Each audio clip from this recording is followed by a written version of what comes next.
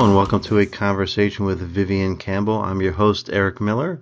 This is part of the Pods and Sods Network. I want to thank you first off for clicking the download button or the subscribe button or whichever combination of buttons you click to find this. It's always very much appreciated, and thank you.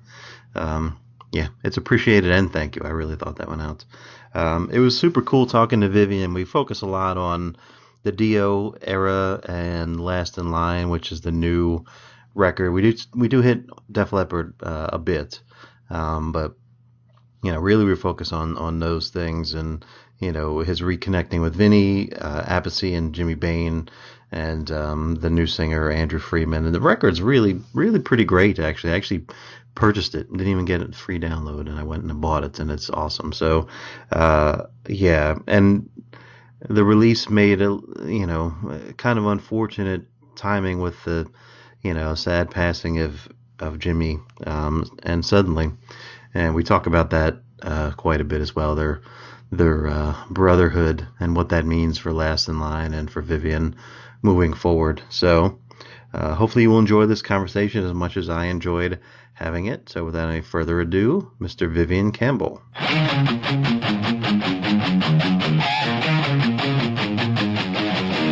It gives me great pleasure to welcome Mr. Vivian Campbell. Welcome, Vivian. Hey, Eric. How are you? I'm doing well. How are you doing today? I am doing splendidly well. Thank you so much. Always good to hear. I want to talk about your career, and it's a long and extensive and storied one. Obviously, we're going to cover Dio, Def Leppard, and Last in Line, which is your new record, I guess, and it's really fantastic. So I do want to spend a lot of time on that, but kind of going back to the beginning, and you've talked about your 90125 guitar quite extensively. How you bought that when you were 15. I do want to ask you about that, but before that, how did you first discover music or start playing? Marc Bolan on a show called Top of the Pops. It was a Thursday night, sometime in the early 70s, like 1971 or 72, I can't remember exactly, but I was about 9 or 10 years old, and when I first saw and heard Marc Bolan, that really was a life-changing moment for me. So I really wanted to get a guitar, right? And eventually I got a guitar, and then a few years later I heard Rory Gallagher, and that's the man who made me want to actually learn how to play the guitar. So right. That was also the first album I owned, was Live in Europe, 1972, Rory Gallagher, and he was the first musician whose work I tried to emulate. I remember dropping the needle on that record and really trying to figure out how to play those licks. And then from there on, it was really guitar focused, Right. I always loved the sound of the electric guitar. I just wanted to play electric guitar, and so I really gravitated towards anything that had distorted heavy guitar in it, guitar solos, guitar riffs. Right. That's what I find seducing. Nice. And I think Thin Lizzy, you've often cited Thin Lizzy as an early influence, I guess, and your first kind of known band, I guess you might say, was Sweet Savage, and I think you opened for Thin Lizzy for a run. Is that true? Yeah. Lizzy were big. I mean, most of my early influences, aside from Marc Bolan, the actual acts that I got to see live, right, were Irish acts. Because I grew up in Belfast, and in Belfast in the 1970s, there was a lot of political sectarian trouble going on, so not a lot of international acts would play there, and it was only the Irish acts, mostly Thin Lizzy and Rory Gallagher, another band called Horselips, who wouldn't be known in this country at all, but those were the earliest shows that I saw. But yes, Lizzy were very, very influential because they were such a guitar-driven band, great riffs, great guitar harmonies, and great guitar solos. They had great soloists in Scott Gorham and Brian Robertson, and it was through Thin Lizzy that I discovered Gary Moore, who was my ultimate guitar hero and the one I emulated the most. Right. But yeah, my first band was Sweet Savage. I formed Sweet Savage with some friends of mine when I was about 15, and we played original music mostly. We didn't start off with original music, obviously, but we very quickly started writing our own songs. Right. And we quickly became the go-to band in Ireland. If there was a rock band coming over, we'd be assigned the opening slot. We opened for Wishbone Ash. We opened for Motorhead a couple times. We opened for Thin Lizzy a bunch of times. We probably did close to 30 or 40 shows in Ireland and England opening for Thin Lizzy. So I got really, really familiar with Lizzy's music back then. In later years, actually in early 2011, I ended up playing a few months as a stunt guitar player with Thin Lizzy, which was really a highlight of my career, I gotta say. Certainly not financially, but on a passionate and emotional level, it was a highlight for me. It was so much fun. No doubt. When you did the opening era for Thin Lizzy with Sweet Savage, that was after Gary Moore? That would have been Scott Gorham days? That would have been the lineup? Yeah. Well, Gary Moore was in and out of Thin Lizzy over the years. He joined and rejoined and left and kept coming and going. The classic Lizzy lineup was the twin guitar attack of Brian Robertson and Scott Gorham. Of course. That was when Lizzy were at their creative and commercial peak. Nice. Scott stayed with the band right through to the end. He was the longest serving guitar player in Thin Lizzy. Right. Of course. Yeah, and he was there in 2011 when you did the stunt run, as you just called it, right? So it was during the Sweet Savage days when you opened for Wild Horses, and that's where you met Jimmy quite famously, and he suggested that's when I first met Jimmy Bain. Yeah. Right. So I mean, Jimmy, he heard something in my playing that he liked, and I didn't give him my phone number or anything. It's not like we became best buddies, but it was a year or so later that he managed to track me down and called literally at like 2 a.m. or something and woke up my father. My father was also called Vivian, so it took my father about 10 minutes to ascertain that it was me he wanted and not Jimmy. So I remember my father coming on and waking me about 2:30 in the morning saying there's a drunken Scotsman on the phone for you. and that was Jimmy, and Jimmy he said he was in London with Vinny Appice and Ronnie James Dio, and Ronnie and Vinny had flown over from LA and they were looking for a European-style guitar player for this new project, and Jimmy had recommended me, and could I fly to London the next day to audition. So my father was very, very supportive of my ambitions and a generous man, and he put his hand in his pocket the next day and bought me the plane ticket, which I could never have afforded without him. Right. So despite, being woken in the middle of the night, he did that for me. Nice. Forever grateful to him and, of course, to Jimmy for giving me that first opportunity. So myself and my black Gibson Les Paul 72987-537, as you alluded to earlier, we flew over to London the next day, and that's when the Dio band was formed.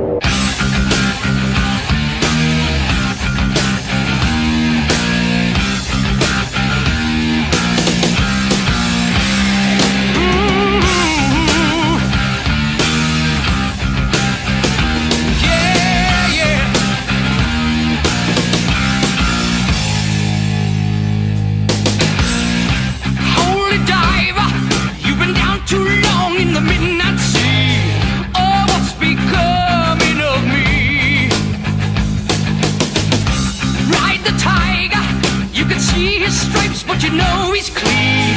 Oh, don't you see what I mean? Gotta get away, holy diver. Yeah. Got shiny diamonds like the eyes of a cat in the black and blue. Something is coming for you. Race for the morning. You can hide in the sun till you see the light. Oh, we will pray it's alright. Gotta get away, get away. Between the velvet lies, there's a truth that's hard as steel. Yeah, the vision never dies. Life's a never-ending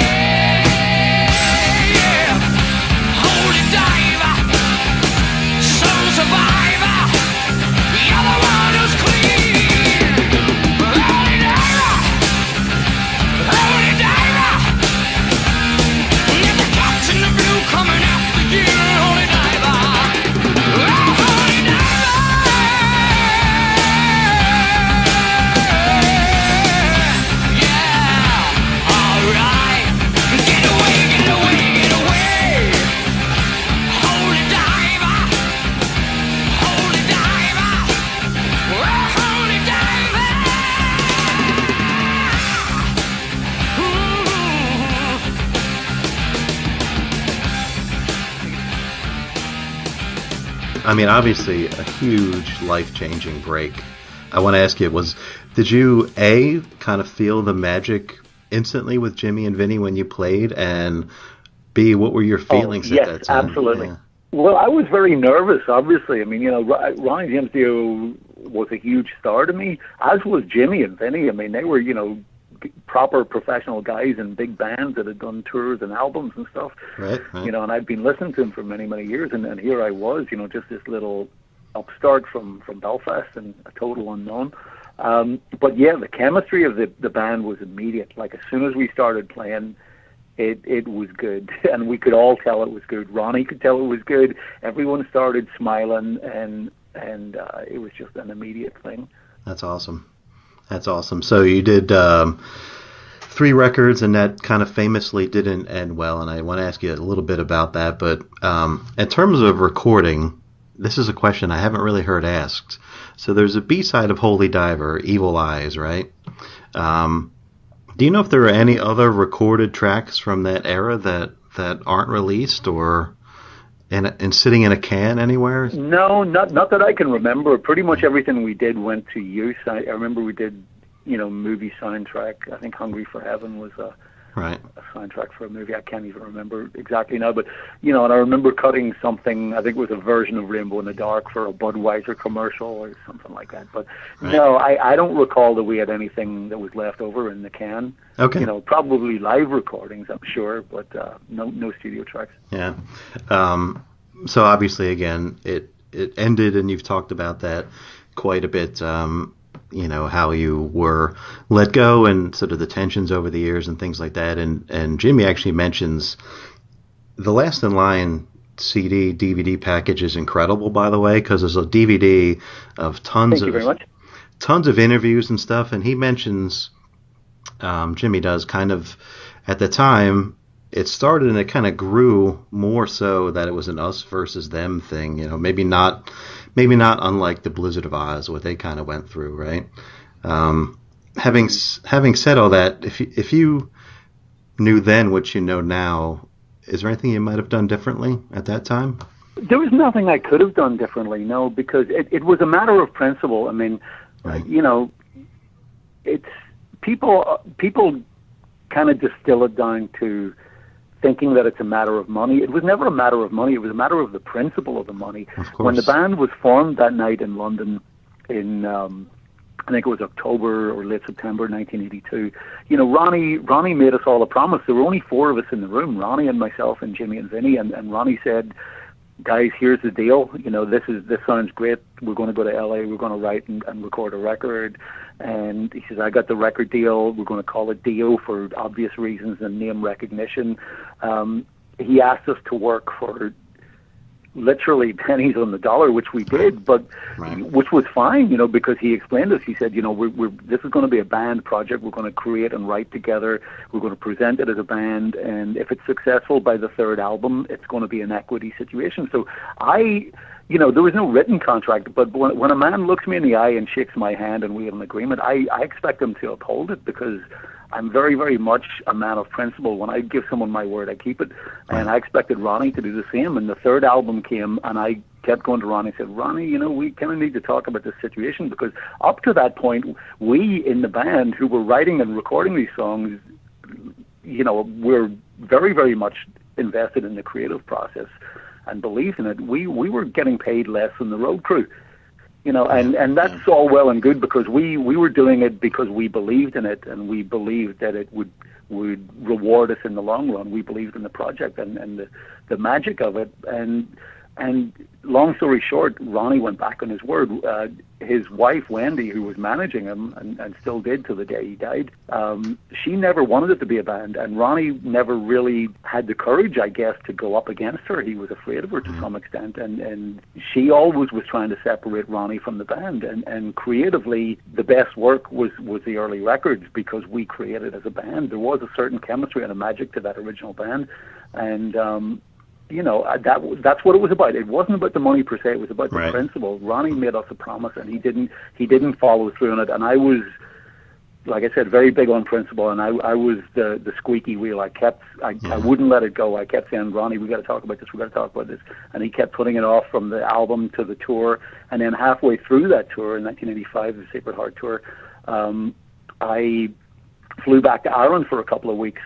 We were between the American leg and starting the UK leg of the tour, and I received a contract from Wendy Dio offering me another couple $100 a week, right, and telling me with a cover letter saying failure to sign and return this letter by whatever date constitutes no longer being in the band. So, and I couldn't even get Ronnie on the phone. I tried calling him to talk to him about it, and he was just avoiding me. So I was thrown to the wolves. You know, I was totally fired, and then to add insult to injury, Ronnie and Wendy in the press for many years after portrayed me as being the one who had turned my back on the band, like I wasn't interested in the band anymore and that I left, which was absolutely 100% untrue. So I had such a bad taste in my mouth for literally decades about the whole experience with Dio, that I really wanted nothing to do with them. And in fact, it even turned me off the whole genre of heavy metal to begin with, and I kind of turned my back on that. And and Ronnie and I were both guilty of saying some pretty stupid and pretty abusive things about each other in the press, which is never a good idea. But, you know, it's water under the bridge now. I'd like to think that if Ronnie were still alive and he and I were to bump into each other on the street, that we could go into a pub and have a pint and rekindle whatever friendship we did have, you know, and maybe we would have made another record together and it would have been great. But it was a matter of principle, and I, to this day, I wouldn't do anything different.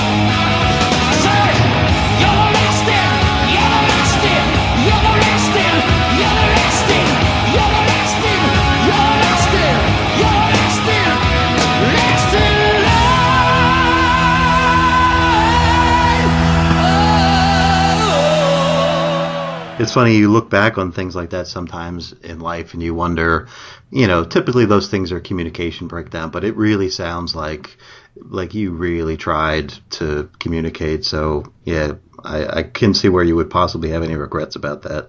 So obviously it got to the stage where I didn't even own the records. I didn't own Holy Diver or Sacred Heart or Last Night. I didn't own them. I didn't listen to them. Right. I wanted nothing to do with it, And it's funny how, after literally close to 30 years, and I think it was partially also because Ronnie had passed away, and the Dio band no longer existed, that I could kind of revisit this, Yeah. I wouldn't be doing the Last in Line project if Ronnie were still alive and Dio, the band, still existed in some form. It just wouldn't have seemed right. But I've come full circle. I've been through a lot in my life now, a lot more life experience. I've been through cancer for the last 3 years, and it really kind of changes your perspective on a lot of things in life.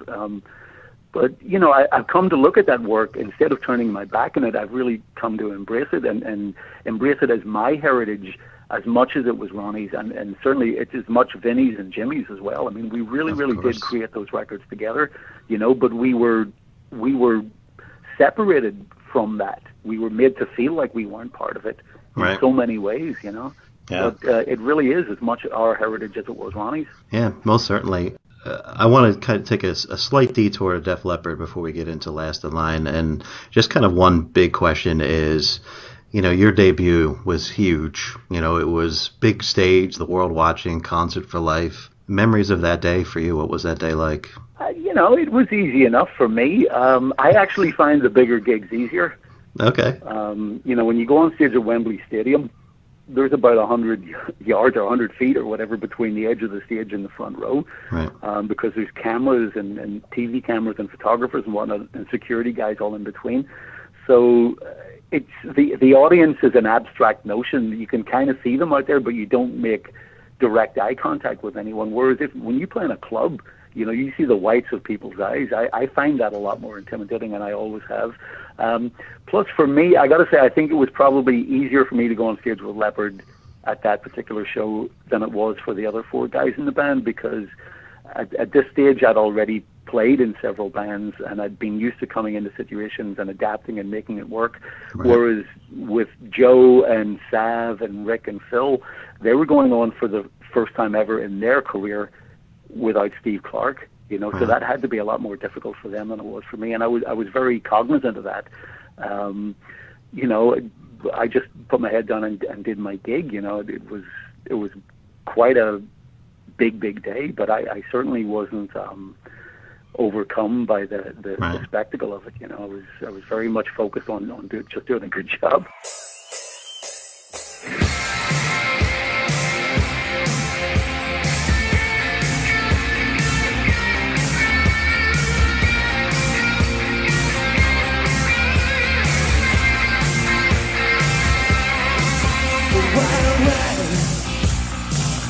Over stony ground, such a lust for life.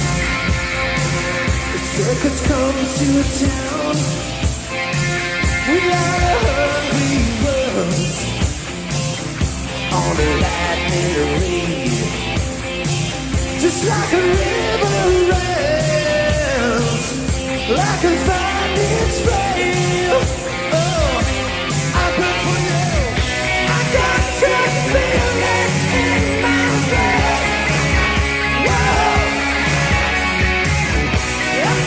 Your touch don't need your love. Whoa, say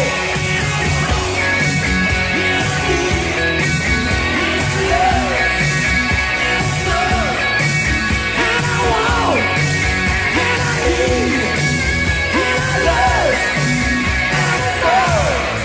A crown wolf,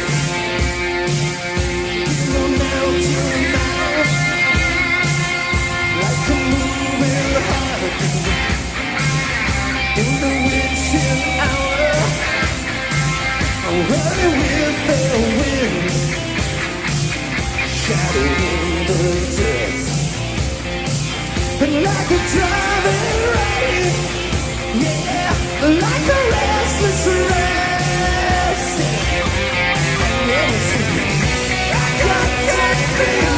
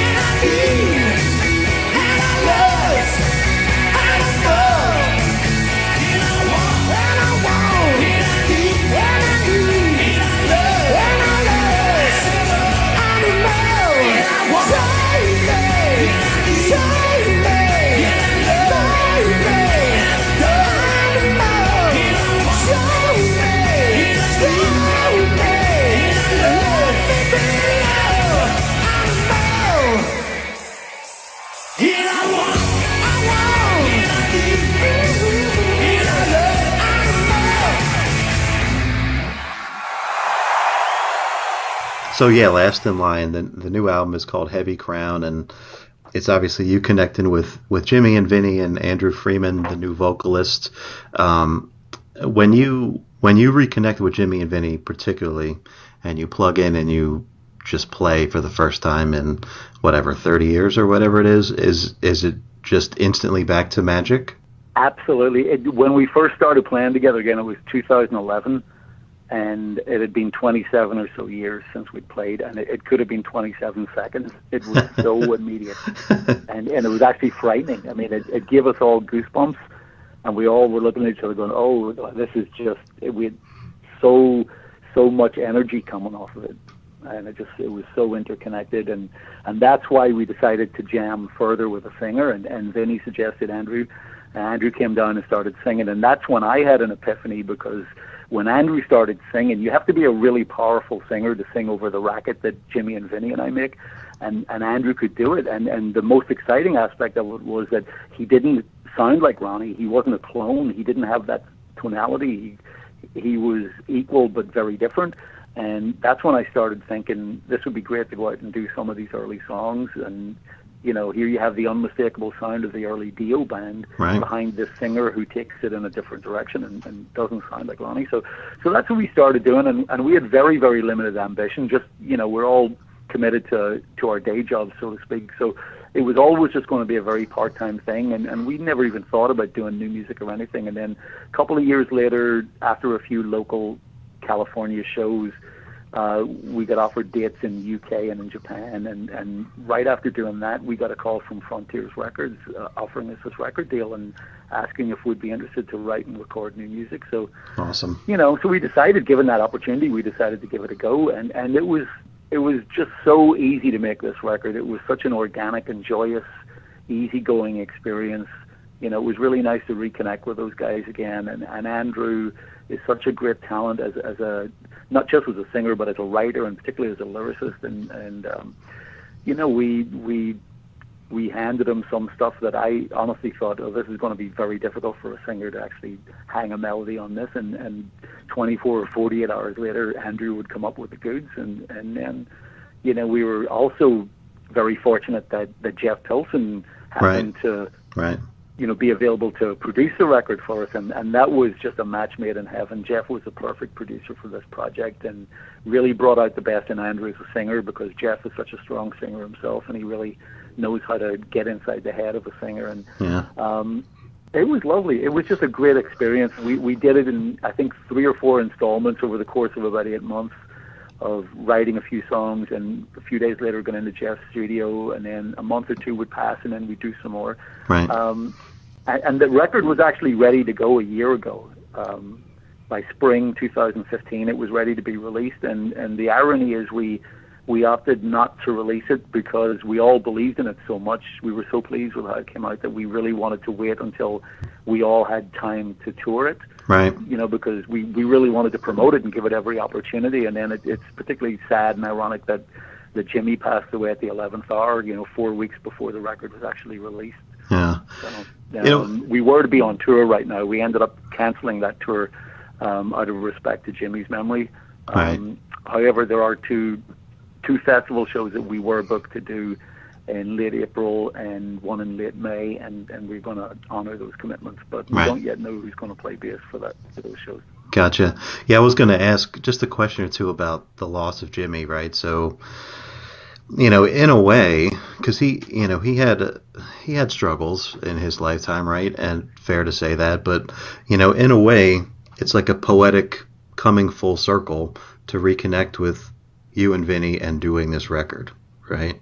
And again, to refer to the DVD that's included in the package, he has a Last in Line tattoo. And whoever the interviewer is asks him, hey, why do you have a Last in Line tattoo of all the bands you've been in? And he's like, well, that's where my heart is now, basically, is what he said. And, with his loss, that just underscores. Jimmy was really committed. Jimmy was really committed to this band, to the project, and it actually, I think, really helped him finally overcome his darkest demons. He was actually in court-ordered rehab for the last couple of years, and I would pick him up at the rehab to go to rehearsals and go to recording sessions, and he was only allowed out between 4 p.m. and had to be back by 10 p.m. Right. He was under curfew. But it really, and I know that Jimmy wrote a lot of the riffs, a lot of what he contributed to this record. He was writing it while he was in rehab, and it really helped him focus. He had this project that he really was invested in and believed in that really helped him focus on getting sober, and I can 100% assure you that he was 100% sober for the last year and a half at least. Great. He finally overcame those demons, and it is sad, but as you say, very poetic that we all got back together, and Jimmy got to make this great body of work, and I'm happy to say that it does actually stand shoulder to shoulder with some of the best records that Jimmy was on in his career, so at least he went out on a strong one. White eyes open, black-eyed truth. How'd I end up here with everything to lose? Watch you get painted, watch you conform. Me, I'm as jaded as the day is long.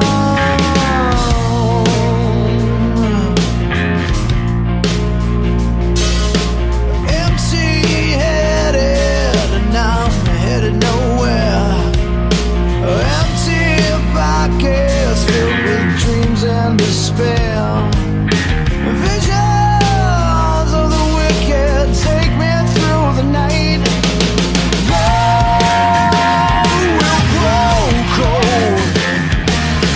Never sell your soul. Be the star that shines up in the sky.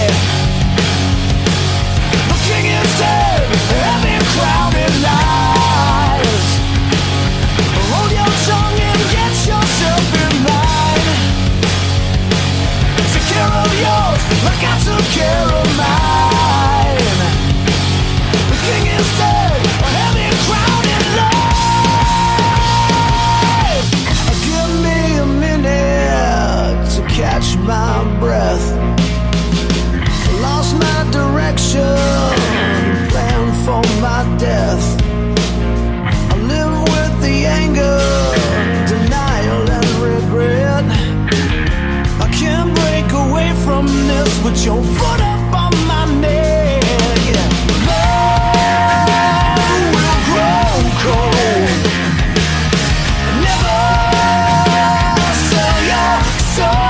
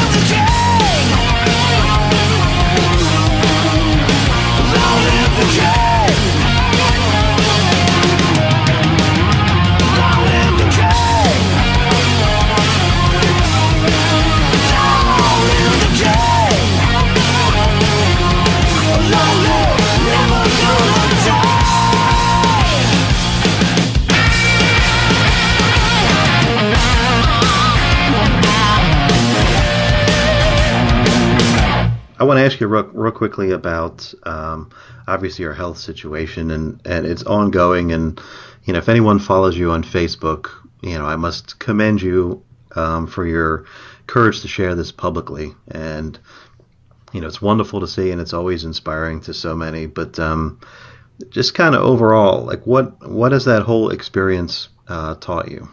It's taught me a lot. I could probably write a book on the life lessons I've learned from cancer. But I'm really grateful in so many ways. I mean, I'm so much more comfortable with who I am and where I am in life, and I don't think I would have been if I hadn't gone through the experience for the last 3 years. It really does put things in perspective. There's a lot of life lessons. So every cloud has a silver lining. Right. It really was important to me right from when I first got my diagnosis that I continued to work. A lot of people had a hard time understanding that, and people would say to me, even my own bandmates in Def Leppard, and particularly Def Leppard's management, were pushing for me to take a year off and look after your health, and I couldn't think of anything worse, to be honest. I mean, my work is cathartic to me. It's the reason I live. I mean, you are what you do, and I've always been a musician, and I always get great joy out of creating, and especially out of performing music. There's nothing more immediate than the buzz you get from playing in front of an audience, playing live music. So fortunately, I've been able to continue to do that with Def Leppard and with Last in Line. Nice. For the last several years. Nice. It's been a difficult struggle balancing the schedule, having to fly back to LA to do chemo and stem cell transplants and infusions and whatnot. So, and I continue to do that. I'm currently doing a course, a treatment called immunotherapy, and I've been doing this for about the last 8 months. Right. And I'll be doing it for about another year and a half. So, and it seems to be working. So, and minimal side effects. The most difficult aspect of it, like I said, is the scheduling and the extra travel. But it is what it is. So, right, yeah. In a nutshell, basically, I mean, my cancer, my health is the least of my concerns right now. I mean, it's just maintenance, it's ongoing, and especially when you compare it to Jimmy's situation. We thought Jimmy was struggling with pneumonia. Right. When he died, it turned out that he actually had chronic lung cancer, and Jimmy didn't even know he had lung cancer, but obviously it was eating away at his body for years and years. Wow. And the pneumonia was as a result of that. So Jimmy's one of the unfortunate ones. I mean, Jimmy didn't even have health insurance. And even if he had health insurance, I'm not sure that Jimmy would have had the inclination to have dealt with Right. chemo and radiology and Right. cancer and whatnot, and the treatment of it and all the side effects. I mean, he might have just said, "The hell with it," and just gone on. He was that kind of person. But Jimmy didn't have that choice. More to the point, I'm one of the lucky ones. My cancer was diagnosed early. I've got great health insurance. I got great doctors. Mm-hmm. I'm always one step ahead of it. And I'm not at all concerned. Yeah, and the spirit, the attitude makes a world of difference, and you certainly, are an inspiration in that. Well, I suppose so. Yeah, I mean, I'm not one to roll over and capitulate to that shit. I hear you. That's not going to change my life. Yeah. So one last question from a listener. A listener of ours, Joe Royland, sent in the following. When it comes to Def Leppard, do you guys have a clear idea who is going to solo on each track, or do you and Phil kind of take a crack at it and go with whoever nailed it or best feel? Like, how do you guys determine who solos in Leppard? Sometimes we have a bit of an idea who's going to be better suited, and sometimes we don't, and those times we have to just, whoever really, really wants it, you really fight for it. Like, if there's one that I really, really want, I'll be sure to put my request in early. We don't apportion them equally. It's not like if we have 10 songs on an album, Phil does 5 solos and I do the other 5. That's not usually the way it works. And even who writes a song. I mean, there's been songs that I've written on Def Leppard records where Phil has actually played the solo, and vice versa. So it's not even down to the author of the song. Although if I were to come into Leppard with a completed song, that would obviously. Probably there's an unspoken rule that it would give me first shot at doing the solo if I wanted to do it, But the other thing is, Def Leppard's not a guitar solo band. I mean, certainly not by comparison to Dio or Last in Line. Def Leppard has always been the kind of band where the guitar solos are very short, very concise, and have to to capitulate to the greater good of the song. They're not a showcase for the soloist as such, you know. Right. Whereas in a lot of hard rock music, that's all that the guitar solo is. Right. You know, and like when I play Steve Clark's solos, I play them reasonably sympathetically to the original. You know, I certainly hit the major marks and Steve's solos, because his solos were very thematic and very melodic and very, very much a part of the song. You know, it wasn't just a bunch of 64th notes. Yeah, very distinct. Well, Vivian, I want to thank you again for taking the time to chat with me. People can find you online, viviancampbell.com, just goes to your Facebook page, and also Def Leppard and Last in Line. Yeah, so kind of an odd question. Is it, so you have Last in Line gigs coming up. Is it possible to recruit a new member? Have you gotten that far? No, although we will, because as I said earlier, we have 2 festival commitments. Right. One in Italy in late April, and the Rock Oklahoma Festival at the end of May. And we will be doing those with someone on bass, obviously, but we don't yet know who. We're going to start thinking about that in a few weeks. It's still a little bit too soon to actually address that.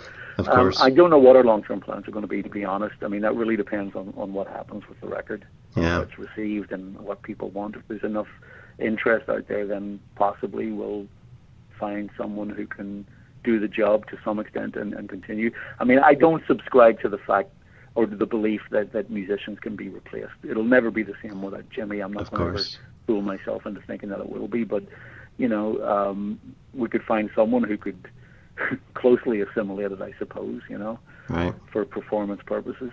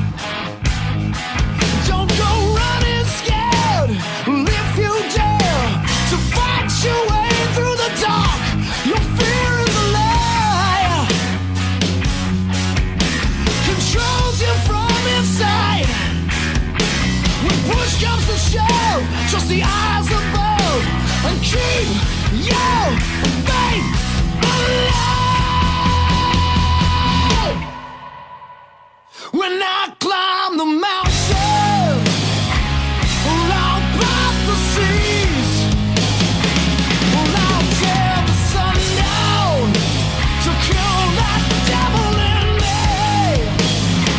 Shouting from the rooftops until the day of prayer.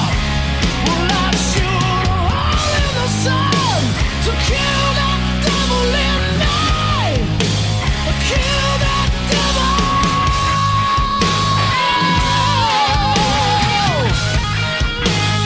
Kill that devil!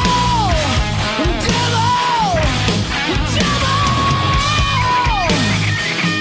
Wake up and sound the alarm! Your fear is alive! Your fear is alive!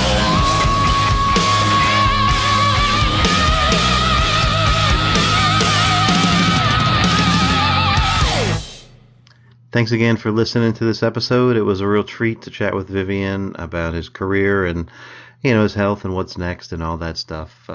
Like I said, you can find more if you viviancampbell.com, I think, takes you to his Facebook page. You can Google Last in Line. It's on Facebook, and obviously defleppard.com, is his day job. So check that out. And thank you for checking out this episode of Pods and Sods. You can find more of us on Facebook, facebook.com/pods sods. You can find us on iTunes, where you can leave a rating or a review, click a couple stars, 5 preferably. You can find us on our blog, which is podsodcast.blogspot.com.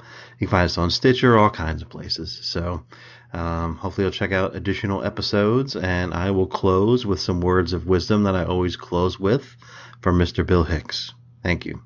The world is like a ride at an amusement park, and when you choose to go on it, you think it's real, because that's how powerful our minds are. And the ride goes up and down and round and round. It has thrills and chills, and it's very brightly colored, and it's very loud, and it's fun for a while.